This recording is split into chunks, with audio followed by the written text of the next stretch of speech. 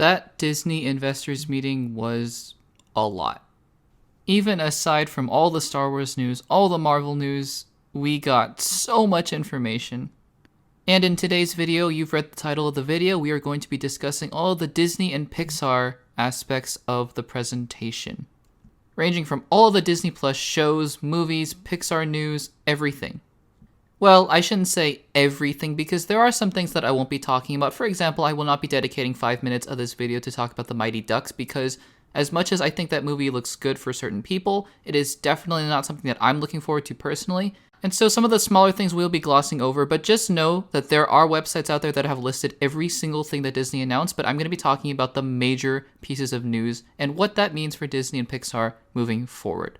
I will be making another video either already up or will be coming very soon about the Star Wars news that came out, so stay tuned. And by the time that this video comes out, episode 2 of Marvel Mania is up on the channel. Please go check it out if you want to know about all the Marvel stuff. Again, I could talk about the Marvel news in a separate video, but that would just take way too long, so I dedicated a bunch of time just to talk about every single bit of Marvel news. So again, go check out Marvel Mania on this channel. So let's talk about some Disney and Pixar. First of all, and one of the things that they announced up front is that Raya and the Last Dragon will be hitting theaters in March, but it will also be going to Disney Plus at the same time with the premiere access. Now, there was a lot of speculation going into the event that they would be moving a bunch of their movies to Disney Plus, just like HBO had done with their films. However, we saw how well that went. Pretty poorly for Warner Brothers. Again, I don't think that this Disney move had anything to do with Warner Brothers. I think they had their plan and they stuck to it, and it was just a matter of them being smarter about it versus Warner Brothers. I don't think that Warner Brothers move caused them to pull their movies back into theaters. I don't think anything like that.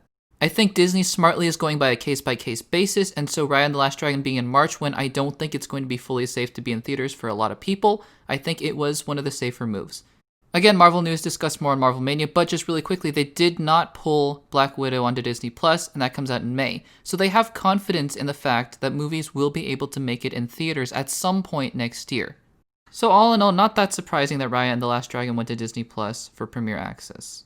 However, premiere access, I suppose, is the thing that we want to talk about because there have been reports that it just did not work for Disney for Mulan. Now, maybe they believe that they have a better movie in Raya and the Last Dragon, which is certainly possible, because I could see that for Black Widow, for example, if they did a premiere access, that a lot of people would be paying the $30. So I'm not entirely sure what motivated this premiere access move, but again, I have to imagine that they had some calculations and they thought this was worth the risk. So we'll see how it pans out when it releases on theaters and on streaming. And then we got a ton of announcements about streaming projects, about movies that were probably going to be in theaters, so that's good news. But yeah, let's talk about a lot of them.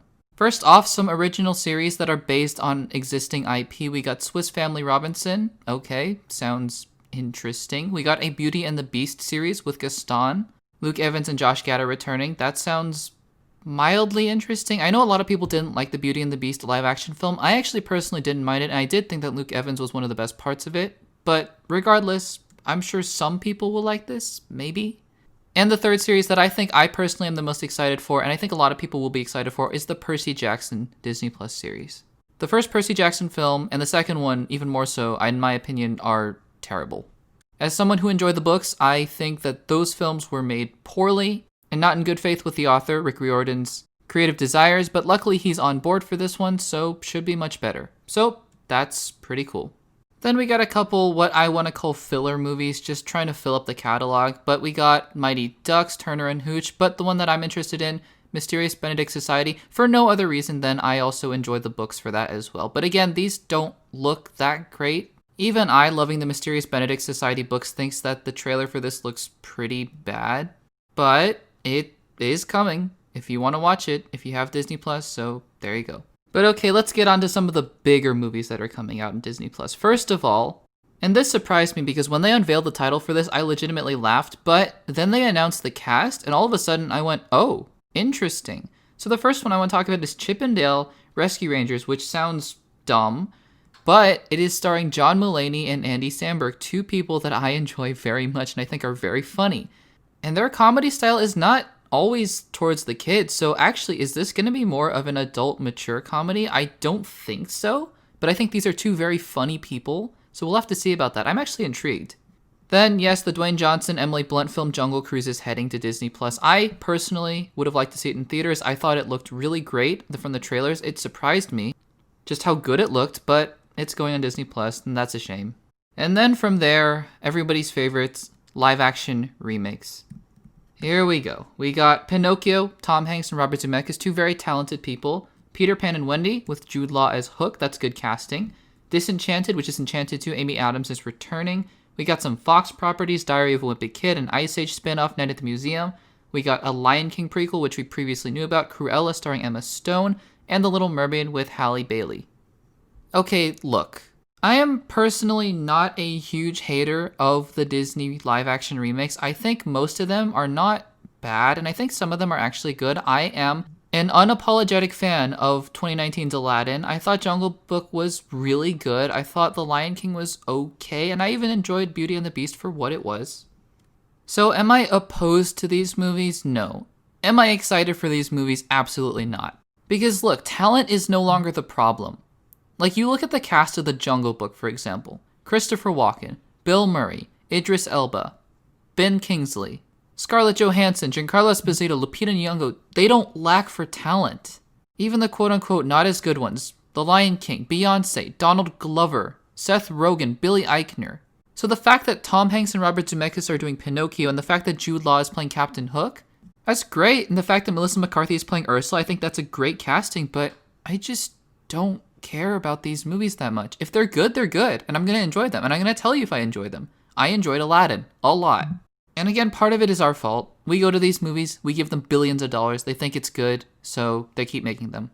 At any rate, they're going to keep making them, and that's going to be that. But yes, it looks like they will be heading to Disney Plus, not in theaters, so I guess if you have a Disney Plus subscription, then you can see it if you want, and if you don't want to, then don't. I guess that's sort of the genius of the move, maybe.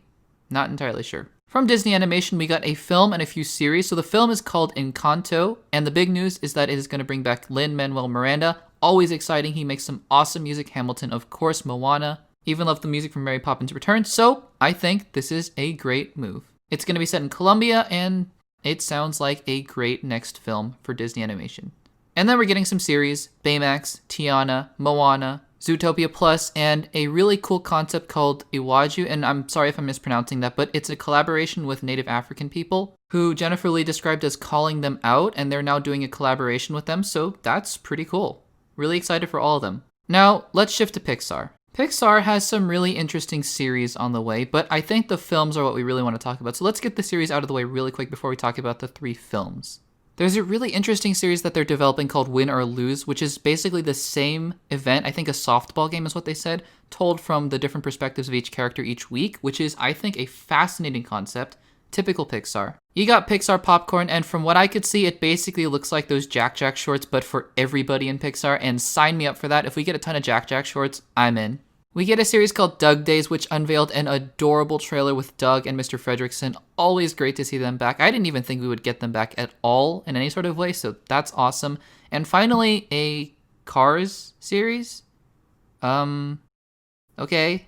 Who is asking for 4 Cars properties? I mean, aside from a very small amount of people, who is asking for... Okay, well, a Cars series, if anyone wants it. And again, I mean, no disrespect if you actually love the Cars series. I'm just making fun and making light of the fact that the Cars series didn't do that well, but Disney keeps coming back to it. That's all. But let's talk about the 3 films. I guess the 4 films, because Soul, yes, is coming to Disney Plus. We knew this. They showed another clip in a trailer. It looks awesome, a tearjerker for sure. Cannot wait to see this film.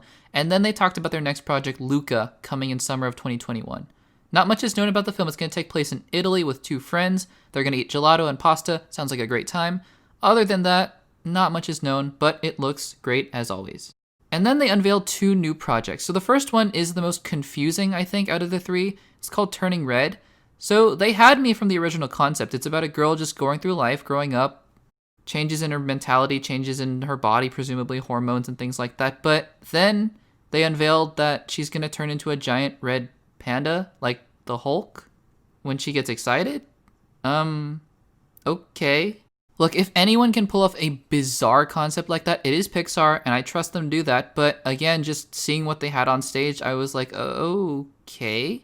It's going to be directed by the same woman who directed Bao, which was an Academy Award-winning short, so that sounds good, I guess. And finally, to wrap up this video, we have Lightyear. Now, this is a really interesting concept because it is actually going to tie into the Toy Story films in a way.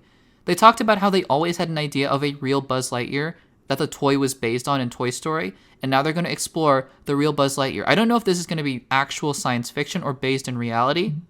It sounded like they were just going to go full sci-fi, and honestly, I'm really excited for that. And yes, Buzz Lightyear, if that is the real character's name, is going to be voiced by Captain America. How exciting is that? I mean, to be fair, Chris Evans is not my favorite actor. We love Chris Evans for Captain America. I'm not entirely sold on him as an actor, but still, it's just great to see. And plus, seeing his fellow MCU co-stars Tom Holland and Chris Pratt in Onward, I wasn't initially sold on them at first, but the movie went on and they were awesome. So I have no doubt Chris Evans will do a great job. So overall, yes, look, the future of Disney is certainly on streaming. That much was clear. However, it was clear that this was not as big of a nail in the coffin to theaters as the move from HBO that put Warner Brothers movies onto HBO Max. I don't think so. I think Disney is committed to theaters as long as they are viable, which again, this pandemic notwithstanding, theaters may eventually become non-viable. There's news that AMC may run out of cash. The pandemic has not helped anything, but what is certain is that as long as theaters are open, they are committed to putting them in theaters as long as it's safe. Obviously, they don't believe in March it will be safe with Raya and the Last Dragon, but hopefully in May with Black Widow, it will be. At the same time, they're going to put a ton of stuff on Disney+, and most of it sounds pretty great. And again, that was only Disney Pixar. I'm going to be making a separate video, or have already made a separate video about Star Wars. Check that out. And check out episode 2 of Marvel Mania for all of my thoughts on the Marvel projects that were announced. In the meantime, what do you guys think of the Disney Pixar announcements, and which one was your favorite? Let me know in the comments down below. While you're at it, please make sure to subscribe and give this video a like. And if you enjoyed this video, then check out the videos on the screen right now. Thanks for watching, and I'll see you in the next one.